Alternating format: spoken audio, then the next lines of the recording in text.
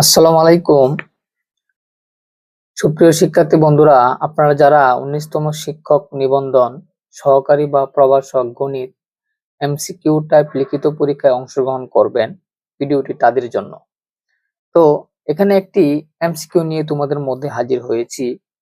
x cube minus 6x square plus 11x minus 6 equal to 0 বহুপদীর মূলগুলো alpha beta gamma হলে, অর্থাৎ এই বহুপদীটার যদি মূল আলফা বিটা গামা হয় তাহলে alpha beta plus beta gamma plus gamma alpha এর মান কত? তাহলে এই সমীকরণটার মান কত হবে?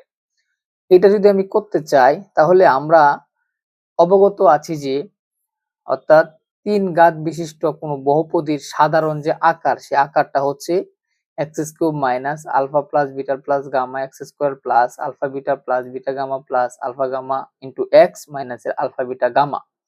এটা হচ্ছে আমার সাধারণ আকার 3 ঘাত সমীকরণের বেলায়।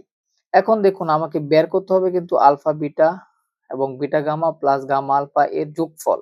তার মানে এটা কোথায় আছে? এখানে আছে। অর্থাৎ x এর যে সহগটা, এই x এর সহগটাই হচ্ছে alpha beta plus beta gamma plus alpha gamma এর মান।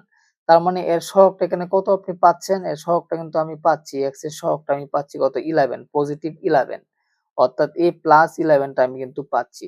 তাহলে এই প্লাস 11টা হচ্ছে এই উক্ত সমীকরণের alpha beta plus beta gamma plus alpha gamma এর ভ্যালু। তার মানে এর মান হচ্ছে প্লাস 11, পজিটিভ 11, অর্থাৎ 2 নম্বরটা অ্যান্সার।